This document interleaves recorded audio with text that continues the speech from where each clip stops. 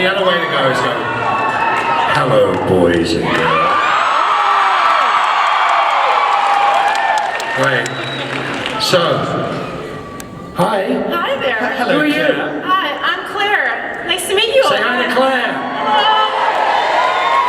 She knows Ruth, so she's cool. Yes, Ruth's a friend of mine, so hi, I'm part of the family. Hi. Not from here, as you can hear. And she's Glaswegian. Yes, I'm from Glasgow. Glasgow. Yes. So we'll speak slowly. I will speak slowly. I will do the slow speaking. This is my posh voice. Ooh, it's a Porsche. That's my It's very Porsche. Porsche. Do you drink iron brew? Not anymore. I love iron brew. Well, you have teeth, don't you? So Yeah, I do have teeth. it's true, it's the best way. So Claire, Like iron brew. do you have your old school BBC presenter voice then? Because now BBC has gotten rid of all that and they want the Oh no, they've all gone northern, haven't they? I know, They moved the BBC That's right. to Salford. It's very fashionable now to Very have an fashionable to accent. be just saying, yeah. Oh, you Yeah. watch the BBC, there's a lot of Scottish presenters. It's very fashionable to There you be Scottish. go. I'm in Vogue finally. All right. It's taken a while. Good. This is fun. Accents of the world. With Accents of the world. What are you lot doing down there? You couldn't have seats? That's a question line? Question line. Oh, good luck. Or a questionable line. Extremely questionable. Apparently we've only got 15 questions, so we're good. Okay, I'm sitting down. Yeah, Mark's going to walk. He's going to get his steps in. He likes to get right into the mix. I'm gonna not have a chair malfunction like I did yesterday. Okay, we're You're good? Yeah, I'm Alright. good. Okay. Very well. Okay, well, you almost broke your foot in the toilet. I almost broke my ankle before I came out here, good folks, so that was fun. Yeah. That would have been an interesting story. And Mark scans the room. It's kind of like a really weird version of Where's Wally? He's finding his new prey. A crossroads. Easy now.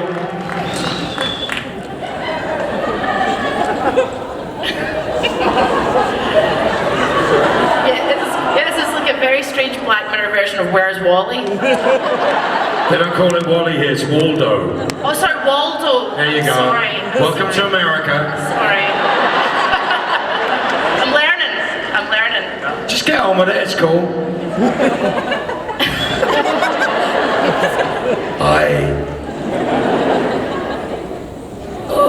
I just want to know what's happening.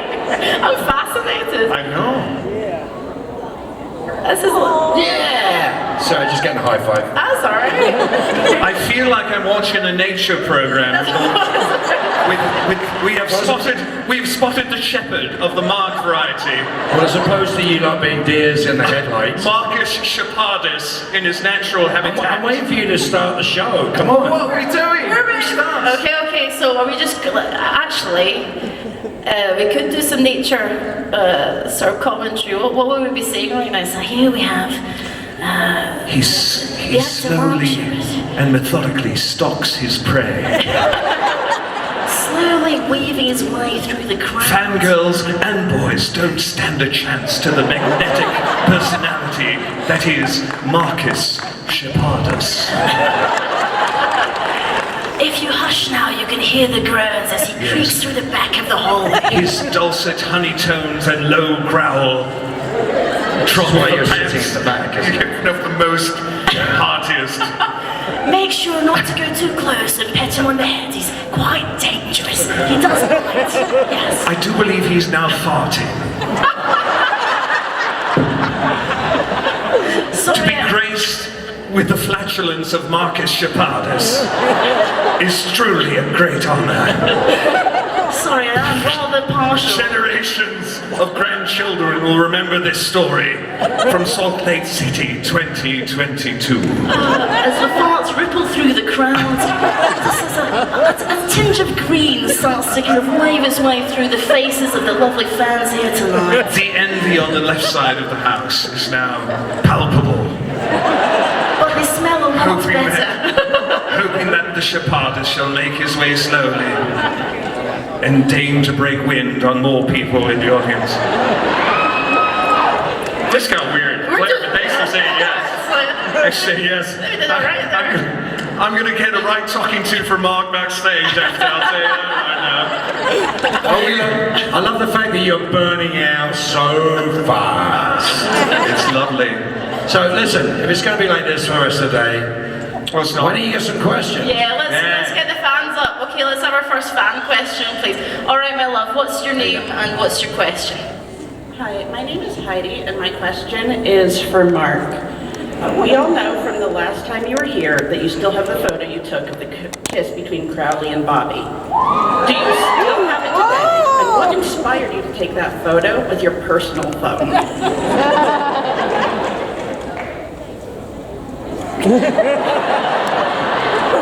Mark? So, do you have a question for me? Yes. Then why don't you bloody speak up?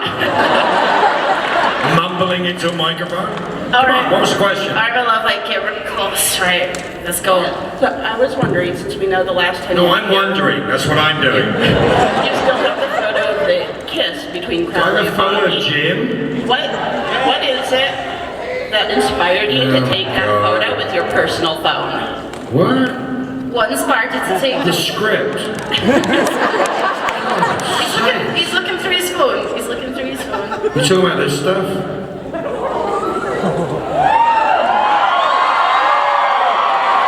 So this is the bit you don't see, right?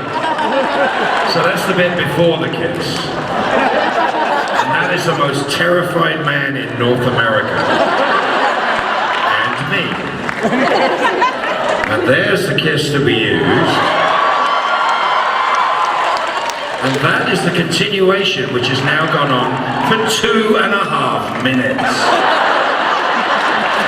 So right, I saw that in Germany. well, the big screen. Yeah, they just saw it on the big screen from the camera. I just put the camera up so they could do it. I didn't see That's that, kind of the mate. way to do it. No, mate. I'm looking forward, It's the way mate. to do it. I don't know. Don't do the accent. So Jim, right? So when I did my intro in Abandon All Hope in season 5, there was the guy has to kiss me at the crossroads, and he thinks he's going to go meet up and kiss with some pretty 25-year-old blonde girl. And he gets out of the car. They couldn't get an actor that would agree to kiss a guy in Canada, the most liberal country you can imagine. But the trouble is we worked it out later, is a day player in America gets, I don't know, $700, $1,000 for a day's work. And maybe if they're lucky, they might get residuals or whatever. Canadians know there are no residuals in the world, so they get paid $3,500 to do a day's work. So they get picky. So I don't want to kiss a guy on television. So they finally found a guy, his name was L. Harvey Gold. And he plays judges and all sorts of weird things and stuff. Now he's a sweet guy, not a great actor, but a really sweet guy. And the first, no, but he kind of knows that. He's just like, he has his limitations to what he's doing. And he has no idea what Supernatural is about. So he has no idea that the crew is the most anarchic, terrifying people you will ever meet in your entire life. And that, Phil was directing it at the time, so he's got no chance at all of having an easy time. And he couldn't hit his mark for about, 2.5 hours.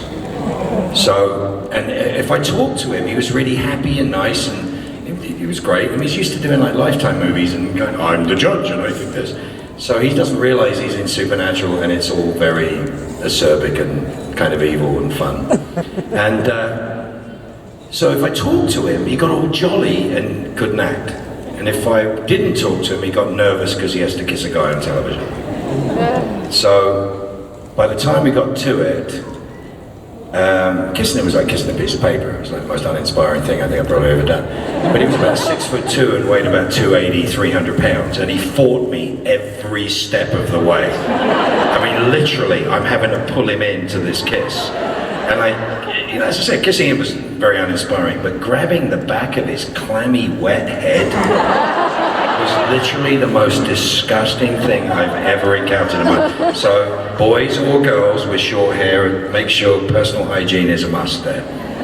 That's like the worst dating experience I ever had. Anyway, moving on. So Jim, right? So Jim knows about this. So we get this set up. We know in the script it says that, not that I kissed Jim on camera, but there is a photograph of me having kissed Jim as a rebuttal to a scene. So like Sam finally sitting there listening to what's going on, goes, in a total non sequitur, goes, did you kiss him? He said, no. And I'm like, ahem. And I got up the camera, right? So to get that, he knows he has to get this shot. And this is a man who's fought in Vietnam. This is a former Marine. He's a very brave and tough man. But my God, he wasn't brave at the idea of kissing me. And on the crew, again directed by Phil, total misnomer, decided to make it take ages. And I mean, it's probably only 10 minutes of my life, but it felt like 10 and a half hours. And he was so miserable and uncomfortable. They rolled 3 cameras on it. They took 400 photographs of it, and that's why it's fun. I mean, Jim did say at one point, he said, I've done all this work, I've been to Vietnam and done this, I'm going to be remembered for kissing. And you like to rub it in every time? Every time I can. Every time I can. So there you go, there's a story for you. You know, that's the first time I ever saw you on Supernatural, was that scene under the overpass with the judge guy? That's the first time I was ever on Supernatural. So that was the That's my initial scene. Well, that's why. And then, There you have it. And do you remember our Dolly Greer? Uh-huh. Right, standing in his Black Hawk shirt Yeah. on a thing, and this was going on the kiss, and you just see him looking at me going, 6.5 hours to get that shot. Of him getting out of the car, digging something under the crossroads. They got really clever, because you know we've always had the crossroads deals, right? Crossroads deals always made sense. But Phil decided it'd be interesting to have the crossroads actually be the overpass. Right. So there was a crossroads above our heads. Yeah. Very cool. 6.5 hours later. Oh, fun. Let's get another fan question. Thank you very much, my love. Thank you. A round of applause. What do you want? Yeah. Okay. Next question. It's okay. He doesn't bite. It's all right. I do.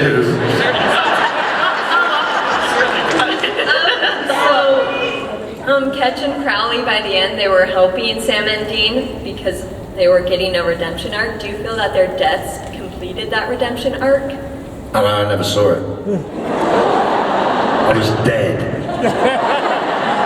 Died in season 12. Oh, spoiler alert, it's only been there. God's sakes. What do you feel? You have a proper answer to this. Well, I mean, I leave it up to the audience if Ketch got. So you don't have a proper answer? No, I do. I feel obviously that, to me, when Ketch said in the hotel, Who's Ketch? I play a character named Arthur Ketch on a show called Supernatural. Oh, the men of lettuce. Yeah. We only met once. We're vegetarians. Is that why they called you the men of lettuce? Yes, the men of lettuce. Then I graduated when I respawned to the men of kale. Oh! It's very loose, man. It is actually one of my saddest things that knowing you as well as I do and liking and loving you as much as I do, we never got to do. Dude, I know. I've said this, I've told you this. Think of the people we could have killed. That's what I mean. Or us just having a scotch together, talking about some diabolical business, right? Yes. Or just doing the Hellhound deal because With we my know. looks and your strength, Oh my God. we could have gone. What? And then you could have grabbed my not clammy neck, pulled me in close. No, you cute. You cute. I'm totally making up with you. cute. Believe me, I did. My first Adam play was. Fergus said you're a good kisser. He should know. Yeah. There's some headcanon for you. Headcanon. That's the right phrase. That's how bad that phrase is. On recount. I'll tell you what. We're all going to hell. Well, we've all been there anyway. So You know what? You have the new Ketch and Crowley fanfic titled Headcanon. It's the end of the world as we know it. Thank you very much. Grab the next question. Well, we got close to an answer. Thank you, my love. Hello, what's Look, your they came name? up in a gang. What's your name and what's your question? Was this a support system? Oh, I'm Lady Rhea from Fire Emblem, and Amazing. You look fantastic. Give her the props for the cosplay, y'all. thank you. done. I made it all myself. So Those your real ears. sure. It's so cool. Yes, and. Okay, so I often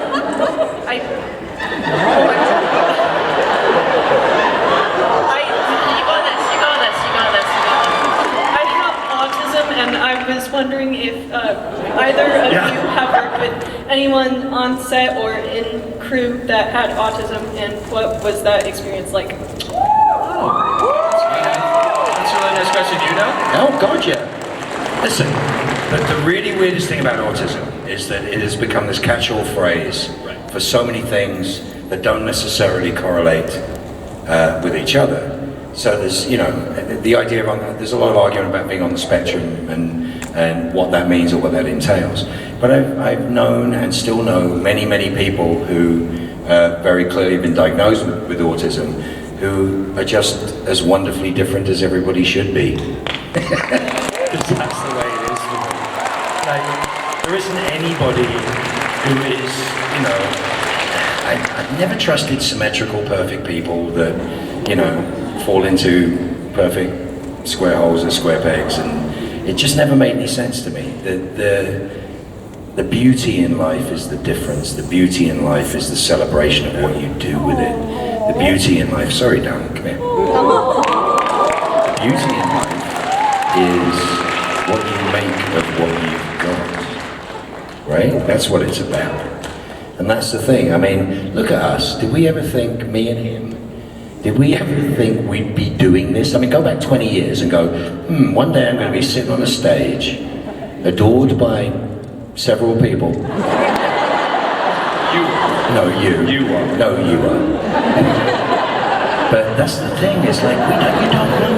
You don't know what it means, you don't know what it's got, you don't know where it takes you. You never know where it does. The trick is you don't let anybody's diagnosis or dismissal or whatever guide you. You do what you want to do and you be what you want to be. And you do know, if you look around, just turn around for a minute. Look at all your people here. Look at all your people. Hi, people. Hi, beautiful humans. And if you fall over, they'll help pick you up. That's the truth. This is a lovely microcosm of what the world probably should be.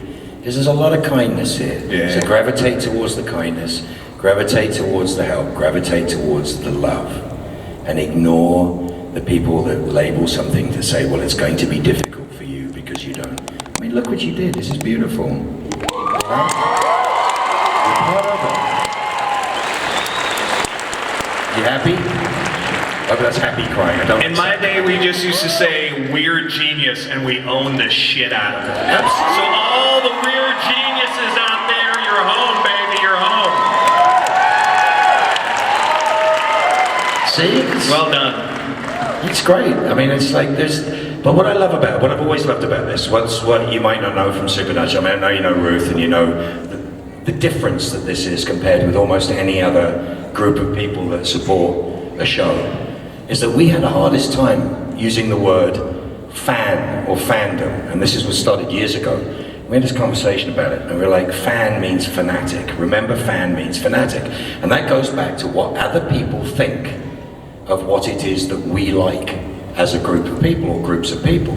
And so, you know, geeks and all that stuff, we took geek back, we took nerd back, we took all these other phrases back. Yeah, but hold on a second. Even if you're watching San Diego Comic-Con on local news in San Diego, it makes more money than the football team did. That's why the football team isn't there. And the convention center is.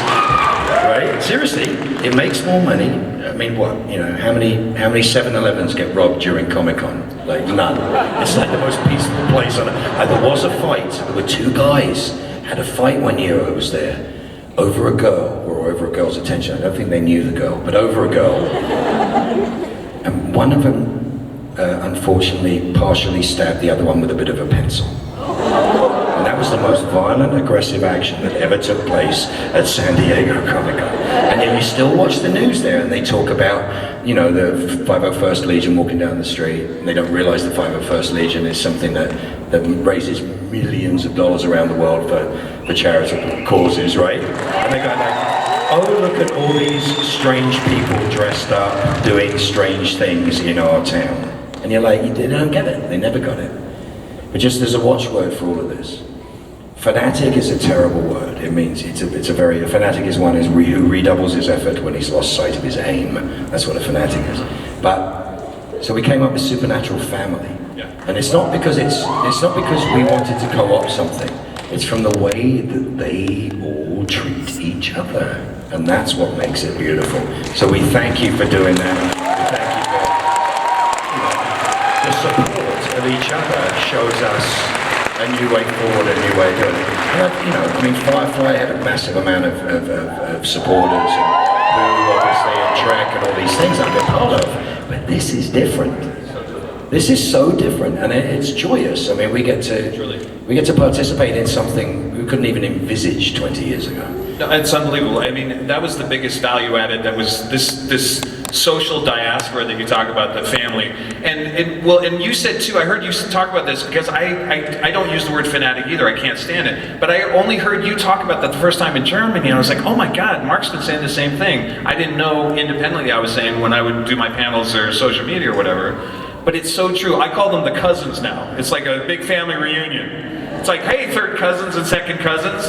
Well, my favorite thing is the friendships that are born. I see so many friendships spawned by Well, how many people here, this is your first convention?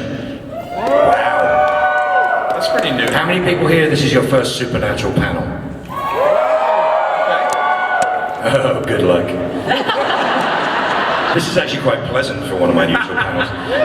But the thing is we love this. The show has ended. Most shows that ended, usually they got cut short, or they got, they were taken off the air like Firefly after a year.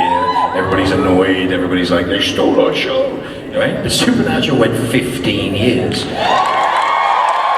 And what it is seeing 9, 10, 11, 12, 15, 20, 30, 50, 60, 70, 80 going, I just started watching Supernatural, and you go like, okay, this has gone on forever.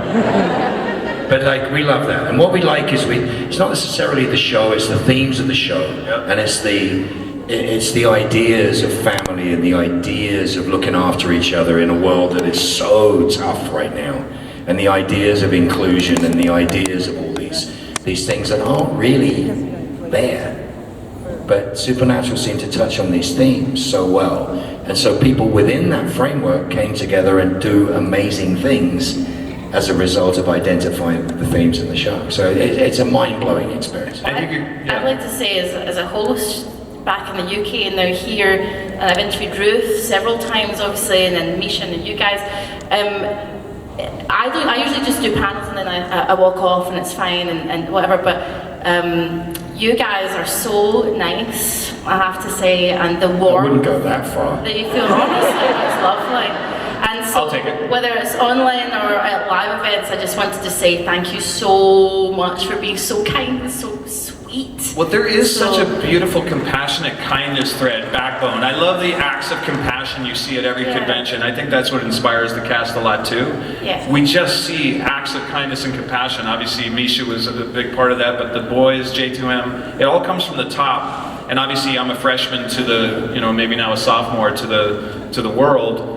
But that is what has struck me more than anything, is when I just see the beautiful acts of kindness and family, and there he is, Sheppardus. Lingering in the left side of the room. Oh, we're back. He's given a fist bump. He's given a fist bump. This is a signature. You might want to rephrase that. He's given a head cannon. No, sorry, what? That poor girl has been waiting to ask a question. All right, it's question time now. I'm so sorry, my love. I'm not complaining. Thank you, Claire. What's your name, my dear, and what's your question? Yeah, my name's Amanda. I'm a huge fan. I've been for like 5 or so years. I've always heard stories about Jared and Jensen pranking everyone. Oh, God. So what's either one of your favorite pranks that have been played on you? Mark, your favorite question, go. I've never found out whether you got pranked. I never got... Yeah, I want to find out. I never got pranked, but Jared definitely gave me some good ball busting. Jaredisms? Well, he likes to mess with you on your coverage. Do you know what coverage is? People know what film is? Explain it. Yeah, well, just real quick. So you do different kind of shots in film and TV, and you take a master and a medium, and then you sort of do close-ups, and then you do coverage, so you flip around on the camera. So when you're talking to, say, Jared or Sam as Ketch, he's on the other side of the camera, usually messing with you. And he's trying to fuck with you. And you should see Jensen now. He's just stone cold. It's like, even try. Don't even try. He gave me this look once when Jared was trying to fuck with him on his coverage. Didn't blink an eye. Got through one take, moving on. And he just looks at me and goes, "That's how it's done." I was like, "Thank you, Jensen. You are a cowboy." That was a good Jensen impersonation too. Sammy! That's all I got. It's pretty good, actually. Yeah, not bad. But there was one point where Ketch had to go into the AU, and there was the thing, and we're in the Men of Letters. And remember on the show they had to go get the fruit balls from Israel, and then there was the whole Misha had to go find things, collect things. So then they have the pestle and mortar. Is that right? Am I saying that right? Yes. Where they grind the elements and they make the spell and da. So fucking Jared. He Did you just curse? no, sorry.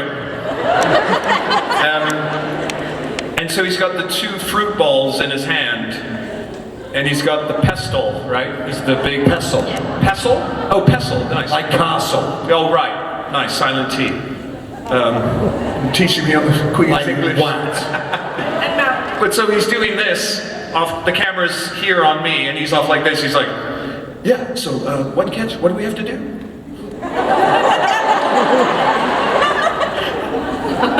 What's that catch? What catch? He's doing that. Yeah, exactly. And then the other thing that was sort of funny, he just roasted me. Fucking Jared roasted me. He was laughing so hard. You know when Jared gets that big, nice, robust, hearty laugh? So I was supposed to be riding a motorcycle, but what happens with hats and helmets in film and TV land is props doesn't talk to wardrobe, and wardrobe doesn't talk to props, and no one asked me what my hat size was.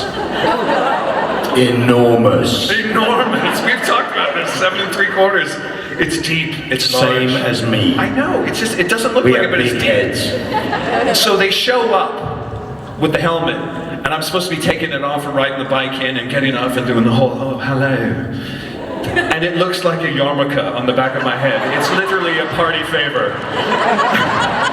They're like, "It's 3 o'clock in the morning, it's the only helmet we got." And there's this whole crane shot that they designed to come in, and it's like, "Hello, I've got a mini hat." And so Jared is losing his shit that the fucking helmet doesn't fit me. And he's like, so he starts pulling up on his phone, Rick Moranis from Spaceballs as Dark Helmet. And he's like, hey props, can we get this helmet? And he's like just showing the whole crew, and everyone is just leveled. He's literally texting the whole crew pictures of Rick Moranis' Dark Helmet. We're like, "I think we found one." So not a prank per se, but good fun. They never pranked me because They knew better. I'm an adult and I'll sue. The only person who pranked me, I guess, was a ridiculous thing that Ruthie did with Elena, where they took all the unsold, and there was a lot of them, unsold Misha calendars.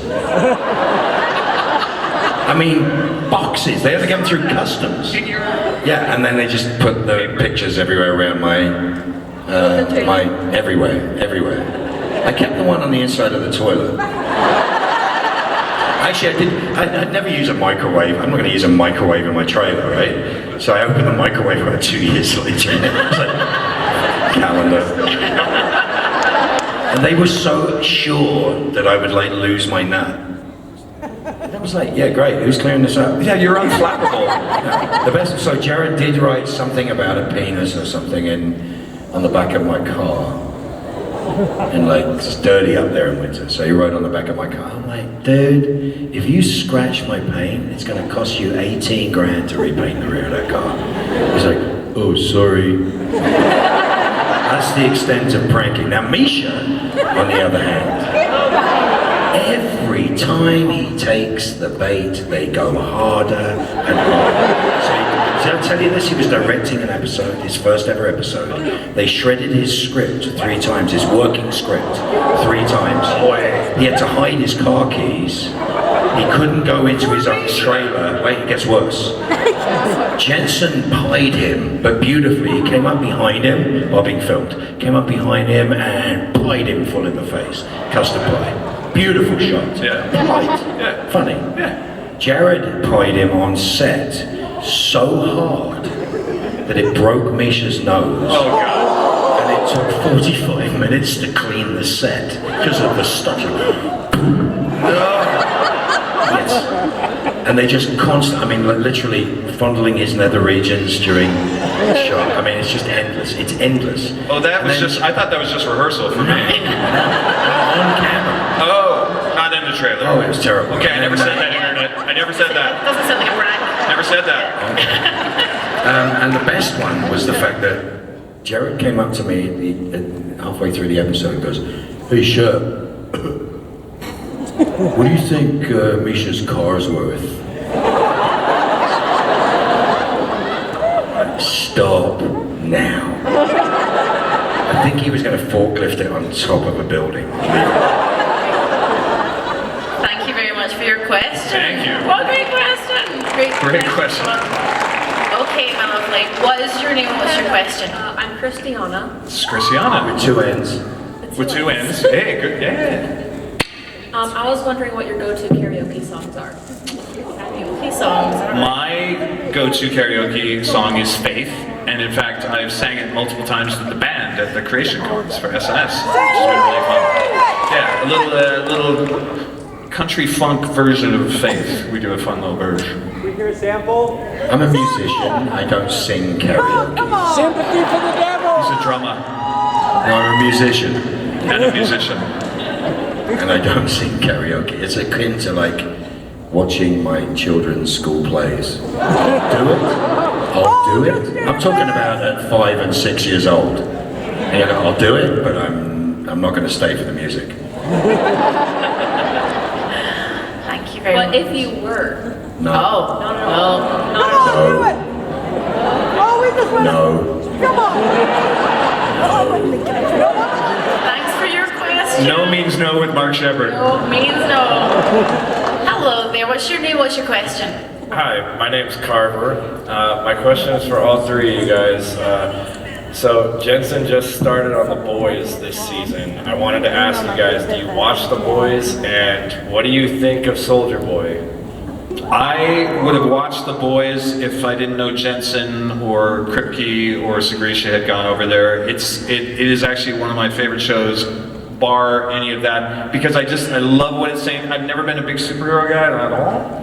So I just love the camp and the taking the piss out of American culture and celebrity and all that stuff. So actually, the first season I just blew through, and of course I just love watching Jensen work, and I think it's great. I think it's a great character, and I think one of the funniest things I've seen, honest to God, in the last 5 years, and I just told Jensen this like a couple months ago in the green room.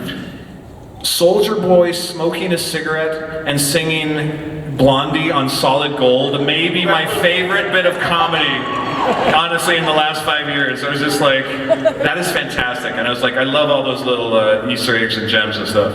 Really fans of the comic? I love the comic. Oh, cool. The Boys. Yeah? Like, I actually think the TV show's possibly a bit better than the comic, and I absolutely love the comic. I think it's absolutely brilliant. I like how far they push it, and I think visually it works really well. Like, really, really well. Like, it's brilliant. Have you seen it? Have you seen The Boys? Yes, I've seen it. What do you think? I think it's good. I think it's of a specific genre, and it's a little more groundbreaking than most. It's interesting to see where they're going to go. I'm interested to see where they're going to go next.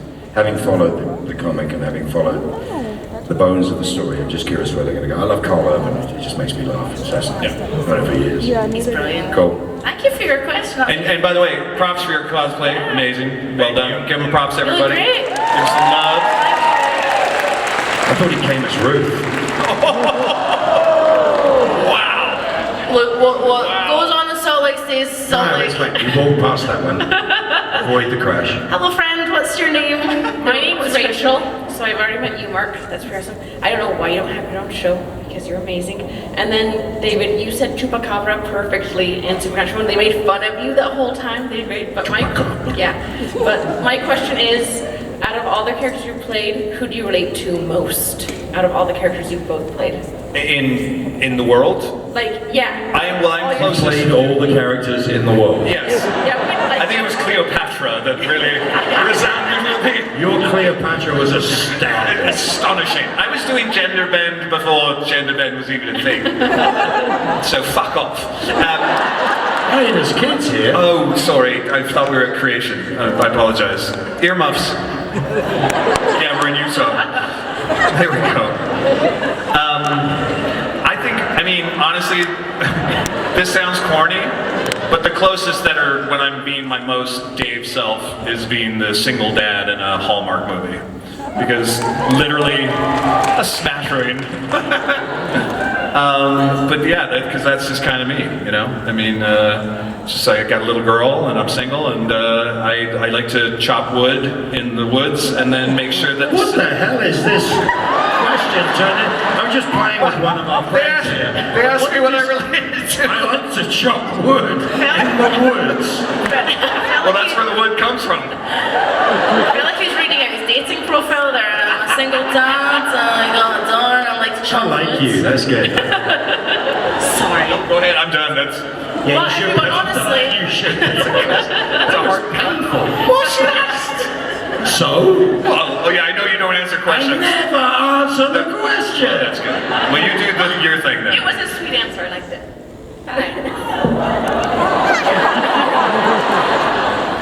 Wow. I like good cop, bad cop. See again, that's why we should have done something. I love how they've been flirting. What?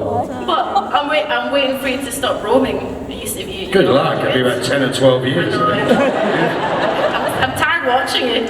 So you're saying you are I'm not trying answering the listening to question. me, so that's good. You're not answering the question. You were on the what- record. what question? To what role relates? Do I like the boys? No. What role relates last most to you, man? What?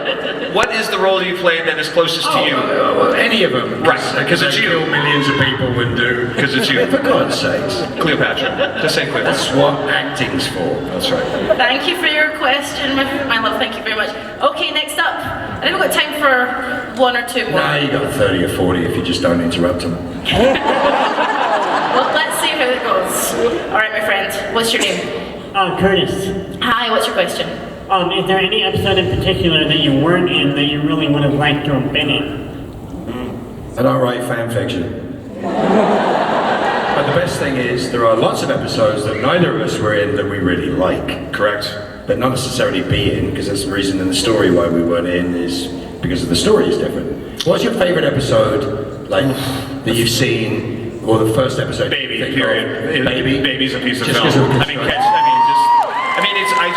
what was interesting for me to go back, because I was like trying to do, I still need to kind of go back and really check more out, but when I did my top 20 list, just when I got the role, I wanted to just get a sense of the show again, because my roommate was a fan of the show before, you know, I was even like a working actor. That's how long the show's been on board. I was still dabbling, but I still had a part-time job when he started watching the show. And when I started going back to like changing channels and the French mistake, right? And I started watching what they were getting away with artistically. I was like, whoa, look at this show. I didn't know. And then I saw Baby, and it's like a feature film. Well, Tom Wright is Yes, an he's incredible. extraordinary Extraordinary director. director, He's of the older generation. He's actually, did you ever see Night Gallery? You ever seen the show? Yeah. He painted all the pictures in the Night Gallery. That's the most bizarre. He worked for Hitchcock as a storyboard artist. I finally got to work with him once, Yeah, and it's just amazing. I just loved his telling his stories. Jensen and I, like at 3 o'clock in the morning, going like, "Hey Tom, do Yeah. you think it'd be better if we do it from the other side?" You go, "I'm old, I don't know, leave me alone." It'd be great. But he took Baby, the episode Baby, which is all shot inside the car.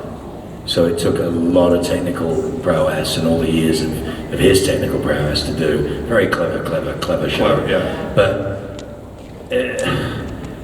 it's rare that you get to do that in 1 hour television. Yeah. It's very, very That's rare. what I'm saying. Like, and that's what's sort of interesting. The success of the show. I guess they started to get to open it up in season 4 or 5 and take those kind of I didn't risks. come in till 5.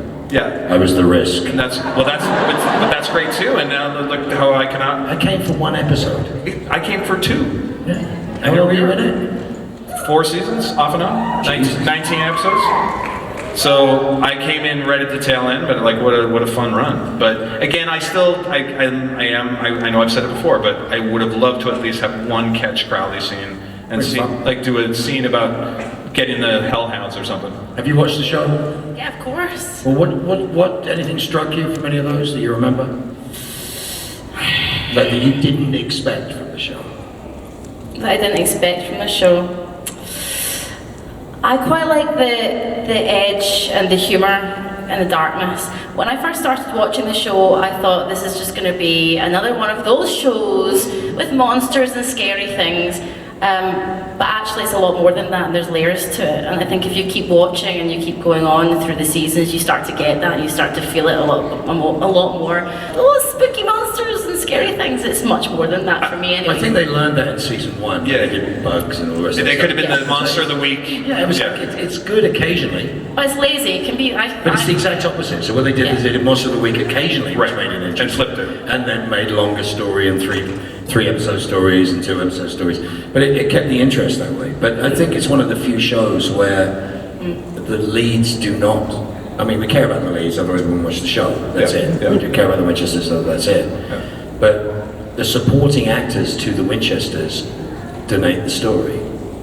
That's right. Denote the story. That's right. Commercially, which is kind of amazing. And the testament to those two is that with so little information, and whereas we're the ones with the plot, or we're the ones with the secrets, but they just banged away at it. I mean, 15 years, God's sake. I did 8 years, that was enough. Thank you for your question now. Great question, thank you. We've got like 2.5 minutes left, so let's power through. We've This got person just escaped from prison. this lovely lady. What's your name? What's your question? It's the last one. I'm Beth, and I just have a quick question about Moose and Squirrel. How did those nicknames come about? Oh, it's easy. You want to know the Moose and Squirrel story? I do. Right, so really easy. So I came in 5 and season 5, and Kripke left, and Sarah Gamble came in on a show that was supposed to end. So she had to steer this thing round. So there was a lot of searching for new things. So Crowley was now invented in 5, and we thought he'd be gone, you know, with the apocalypse or whatever. And then suddenly we're coming back from an apocalypse, and it was actually one of the weirdest, cool standalone episode seasons there was. You have French Mistake and Sex, you have Weekend at Bobby's, you have all those really interesting shows. So they kept giving me insults for this new relationship between me and Sam. And so the joke was, it's like Gigantor, Moped Lumberjack, Giraffe, Jolly Green. I mean, it just was endless, so none of them really stuck. And then when I get to the second mansion, which I'm at, where it's burned down, and then Dean's just sitting on a couch drinking a beer. And I come in, I go, "Where's your moose?" And he goes, "Oh, he just went to," without a single pause. And that's because Jared is a very, very strong individual that's very, very tall. He's 6'5", he lies about his height. He's 6'5", and he flips 400-pound tractor tires all day. But he has, shall I say politely, slightly more chickeny legs than he would do from out of his size. He's trying to kick me in the head as a result of me saying that a couple of times, which makes it fun. But it's like, I'm like, Jesus, you could do some work on your legs. Goes nuts. But so, what is a moose? A moose is a carcass delivery system. It's literally 2,000 or 3,000 pounds of meat with horns at exactly the right height for a windshield. And it has 4 little stick legs, which keep it at that height. Basically like a foldable gurney. Do you know when you put a gurney in the back of an ambulance? And that's basically what a moose is. So moose kind of describes this thing. So it stuck, and then the best thing ever. Was that an improv? Was that in the script, or was that you? No, it was in the script, but it became very obvious. As soon as it came out of your mouth, it was done. Where's your talking moose? about it was done. And then of course if you have moose, you have to have squirrel, then you got the inferences of Boris and Natasha as being Ruth, etc. Blah blah blah. But the best one ever, date with Sheriff what's Kim's character called? Jody Mills, right? Sheriff Jody Mills. So everybody in the audience knows who I am. She doesn't know who I am. So I'm having a romantic date with Jody Mills. And I'm going to kill her. And the audience is like, crowd, we love Jody Mills, why are you doing this? This is horrible. and I'm playing Dean in this, right? So in the middle of the scene, the phone rings, and I don't have a phone. It's a dead phone, and Robin goes ring, ring, and I pick up the phone. I think it's funny to say, "This is the king." And, I look at the phone, pick it up, go, "This is the king," put it down, continue the rest of the scene. If you watch the show, you know what it's about. When we get to the air date, first things first, post-production, you don't hear ring, ring, you hear my ringtone. And my ringtone was, "I like big butts and I can't look back." Great. Right, that's the beginning.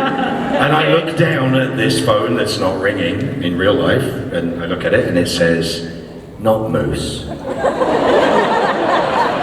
Which is genius. And of course I picked it up and said, "This is the king," which makes it really silly. So post-production and those things, we were the custodians of that funness. So Moose and Squirrel is just inevitable, but Not Moose made me blow snot out of my nose. Thank you very much for your question. Great question. Guys, thank you very much. Can we please give it on up for Mark and David? You guys have been amazing. Thank you so much.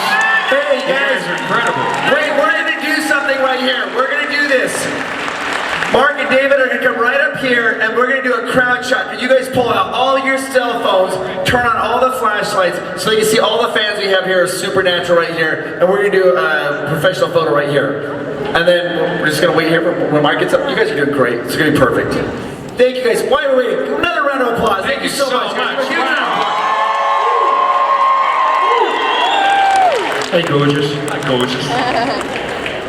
All right, if you guys will face right here, perfect. Okay, guys, on the count of 3, I want you to go nuts. Where's she gone? Claire, Claire, get back up here.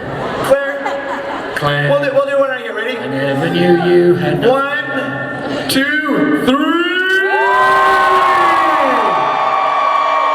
We're gonna do one more. Ready?